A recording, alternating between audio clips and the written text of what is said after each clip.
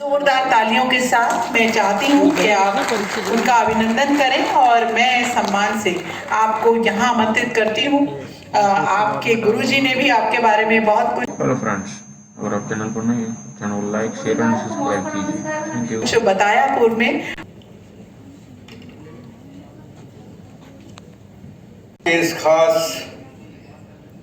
नहायत ही खास programme the way of life sports पे इसलिए नहीं बोल रहा हूं कि क्वेश्चन मार्क लगा के कि क्यों ना हम स्पोर्ट्स को एक अपनी ज़िंदगी का बहुत ही अहम हिस्सा, बहुत मजबूत हिस्सा बनाएं और अपने बच्चों को, अपने आने वाली जनरेशन्स को इस तरह का एक मंच दें जिस पर नहीं ना हो। मुख्य अतिथिगण और गाजियाबाद के इस शहर में आए हुए सभी मेरे भाइयों बहनों, गाजियाबाद के करीब मेरठ एक शहर है और मेरा कहीं ना कहीं कनेक्शन हमेशा वहाँ पहुँच जाता है और मैं खुशनसीब समझता हूँ कि मेरा जन्म वहाँ हुआ था। तो ये मेरे लिए बड़े गौरव की बात है। मैं आज के बहुत करीबी शहर गाजियाबाद, जिसमें उस जमाने में जब मैं वहाँ था 8 साल रहा हूँ, तो यहाँ आना जाना लगा रहता था। यहाँ की विरासत, यहाँ की संस्कृति जिसने पूरे देश के हिस्सों पे असर डाला है और असर डाल रही है। मेरी मुलाकात तब तक ये चीज़ उस वक्त तक इतनी क्लियर नहीं थी, लेकिन आज मैं देख रहा हूँ कि जो इनकी रुचि, जो इनका एक कहते हैं ना टारगेट क्या है। जिस तरह हम लोगों का टारगेट खेल में होता था कि यार खेलना है तो ओलंपिक खेलना है, ओलंपिक जाना है तो मेडल जीतना है, तो इनका इस वे में एक जो टारगेट स्थापित किया है और उसकी रूपरेखा और जो हकीकत जो सामने आज आई है किताब के रूप में, मैं समझता हूँ बहुत बड़ी चीज़ है जो कनिष्का ने की है। ये हर कोई इंसान नहीं करता है। स्पोर्ट्स लिटरेचर हम लोग खेलते थे, खेल के बाद भूल गए कि कैसे खेल खेला है। उस खेल के बारे में रूपरेखा की, खेल की शुरुआत कैसे हुई, किसने सिखाया, किसने नहीं सिखाया, किसने उंगली पकड़ी। जैसे अभी हमारे इशरत हुसैन साहब मेरे प्रमोटर, आज प्रमोटर क्या, मैं प्रेरक का नाम लेता हूँ, प्रेरक, कि आपको प्रेरणा कौन दे रहा है। हमने सबके हमारे लेक्चर भाषण होते हैं, लेकिन उसके प्रति कितने लोग प्रेरणा लेकर प्रेरक के रूप में अपने बच्चों को, अपने करीबी लोगों को, अपने समाज के लोगों को, क्योंकि हम खेल की बात कर रहे हैं, तो मैदान तक पहुंचाते हैं। ये चीज़ अलग अलग जगहों भी हो सकती है, जहाँ जहाँ अच्छे क्षेत्र हमारे जीवन के जो होते हैं। तो ऐसी जगहों पर जहाँ पर हमारे बच्चे की उंगली पकड़कर कोई प्रेरक के रूप में ग्राउंड तक पहुँचाए और उसका मैसेज दे, जैसे मुझे जीवन में मिले, हम सबको ऐसे मिलते हैं। कोई ना कोई चीज़ दिमाग में घर कर जाती है, हम वो राह पकड़ते हैं, आगे बढ़ते हैं।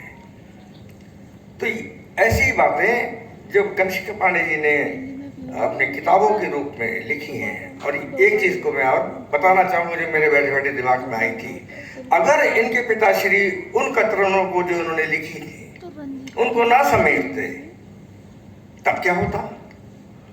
तो असली जो चीज़ है वो है घर का एटमॉस्फेयर, सराउंडिंग, क्या आपके घर का माहौल कैसा है। तो उसमें पिताजी ने, पांडे जी साहब ने उन कतरनों को लेकर, समेट कर उसको अपनी नज़र से देखा और तौला कि ये तो बहुत अच्छी चीज़ है जो तुम करने जा रहे हो। और उसका आज नतीजा हम सबके सामने है। एक इतनी बेहतरीन हाजिर की है और उसको पेश किया है, बहुत खूबसूरती है ये। और सारा श्रेय मैं कनिष्का पांडे जी और उनकी पूरी टीम को देता हूँ। इतनी लगन के साथ, यकीन इतनी ये चीज़ हम लोग नहीं कर सकते। जैसा जनरल भाई ने बोला अभी कि हम लोग खेल के हट जाते हैं, हम समझते हैं हमारे खेलने से कुछ लोग प्रेरित होकर क्रिकेट ग्राउंड खेल लेंगे। डेफिनेटली अगर मैं आज कहीं खड़ा होता हूँ तो 4-5 लड़के बच्चे आ जाएंगे खेलने के लिए, लेकिन इनका जो ग्राउंड पे लाने का है ये तरीका है, ये बेहतर तरीका है। स्कूलों का तरीका में लाने का तरीका जो इन्होंने गोद लिए हैं, गोद लेने की, ये पूरे देश के अंदर ऐसी चीज हो जाए तो कैसे नहीं हमारा खेल के अंदर तरक्की होगी। जहां पर हमारे बच्चों की संख्या ज्यादा होगी, परिणाम आने की गुंजाइश उतनी ही ज्यादा होती है, संभावनाएं बढ़ती हैं और संभावनाएं ही परिणाम लाती हैं। तो इन संभावनाओं को देखते हुए बच्चों की बच्चा तो आगे खेलने के लिए तैयार है, किसी चीज में भी कहीं ले जाओ उसको, उसका प्रेरक, उसका कोच, उसका ट्रेनर, उसकी सोच क्या है, वो एक बहुत जरूरी सवाल उठता है कि वो कितनी गहराई तक ट्रेनिंग दे सकता है बच्चे को। हम लोग गए थे, कई जगह खेलने जाते हैं। मैं एक चीज हमेशा बोलता हूं कि मेरे अंदर ओलंपियन बनने की ख्वाहिश 1964 सन 1964 में जब हमारी भारत की टीम टोक्यो ओलंपिक खेल रही थी, मैं 10वीं क्लास में था और खेलते खेलते ओलंपियन शब्द मेरे कमेंट्री के अंदर चल रहे थे, वो सुनाई दिया मुझे और उस ओलंपियन ने मेरे दिमाग में ऐसा असर डाला कि मैंने सोचा कि मुझे तो ओलंपियन ही बनना है।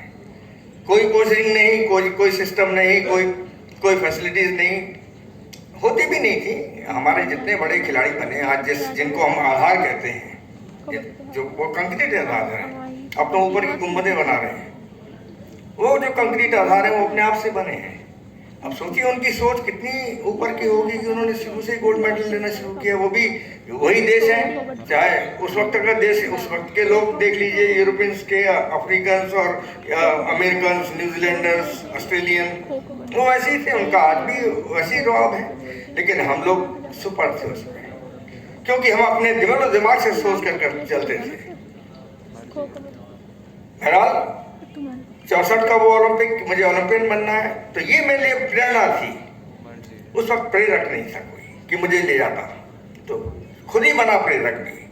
लेकिन आज इन सब बातों की जरूरत, आज दुनिया में बहुत चेंजेस आए हैं, हर जगह बदलाव आया है, हमारे रहन सहन में बदलाव आया है, परिवार में बदलाव आया है, समाज में बदलाव आया है, देश में बदलाव आया है, तरह तरह की बातें सामने आई हैं। पहले कोई जरूरत नहीं थी, इंसान को ज्यादा जरूरत नहीं थी किसी चीज की, आज इंसान की जरूरतें बढ़ गई हैं, बच्चों की भी जरूरतें बढ़ी हैं। उनको देखते हुए इन सब बातों की आज के माहौल में बहुत जरूरी है कि इस तरह की जो बुक्स आती हैं, और बुक्स भी कैसे हैं, इसमें भी अंदाज कनिष्का भाई का बहुत ही खूबसूरत लगा। मैं समझता सारे हमारे जिनके नॉलेज में बात, जानकारी बात आई होगी कि हिंदी, उर्दू, संस्कृत, इंग्लिश, तो ये मैसेज जो है अब तो समझे पूरे भारत के अंदर प्रसारित हो जाएगा और हो गया है। और हमारी वो कमियां और जो वो कारण, अगर आप पूछेंगे मुझसे भी, आप खुद ही जानते हैं कि भाई इतना 130 करोड़ 35 करोड़ का देश का है, कारण क्या है? क्या आप नहीं समझते उसका असर खिलाड़ियों पर हुआ है इस बार? और वो टीमें जो डाउन हो रही थी, उनमें जज्बाती भावना पैदा हुई उनके अंदर, और वो इतना बेहतर खेले कि हम लोगों को सिवाय ये कहने की वाह क्या टीम खेली है। तो ये जुड़ाव ऊपर से आता है, किसी इलस्ट्रिशियस एग्जाम्पलरी पर्सनैलिटी से आता है। अगर वो इस बात को सही ढंग से कहे, पेश करे, उसका असर सारे हिंदुस्तान में आता है। ये आज तक कभी इसका ऐसी बातें नहीं हुई कि प्रधानमंत्री ओलंपिक में खिलाड़ी से बात कर रहा हो, छोटे से खिलाड़ी से बात कर रहा हो, जाते वक्त उनको सियाफ कर रहे हों, उनको दिलासा दे रहे हों। तो इससे मनोबल, और मनोबल सबसे बड़ी चीज है इंसान के जीवन की। मनोबल, विश्वास अपने ऊपर, मनोबल कि हमने जो काम करने जा रहे हैं उसके प्रति जितना भी मैं कर सकता हूँ वो मैं करने की कोशिश करूँगा। तो ये मनोबल जो है सबसे बड़ी भावना है, जिसको डेवलप किया जाता है खुद से, और वो उसके लिए मेहनत होती है। सबसे पहला काम मेहनत है, मेहनत के बाद आपका आता है उसके प्रति डेडिकेशन, आपका क्या कमिटमेंट क्या है, प्रण क्या आपका। डाइवर्ट तो नहीं हो जाओगे, पैसा मिला, डाइवर्ट होने होते जाने ध्यानचंद कहाँ चले गए होते जमाने में, डाइवर्ट तो नहीं होगे, अपनी लाइन पे रहोगे, तब जाके वो त्याग चीजें हैं, त्याग वगैरह सब चीजें वही शाप इंसान को ऊपर बढ़ाती हैं, वो मुकाम दिलाती हैं, ऊंचाई दिलाती हैं कि जिस ऊंचाई पर हम लोग अपेक्षा करते कि हिंदुस्तान के हमारे सभी खिलाड़ी वो पदक लेकर आए। ये रथ यात्रा का जिक्र मेरे सामने हुआ था उस वक्त कि मैं साथ शामिल हूँगा, मैं जब अपनी रथ निकाली थी वे ऑफ लाइफ की, जो आपने, तो मुझे आने में तो कुछ परेशानी हो गई थी। मैं इधर सहारनपुर से शायद आपने शुरू करी थी, गाजियाबाद से।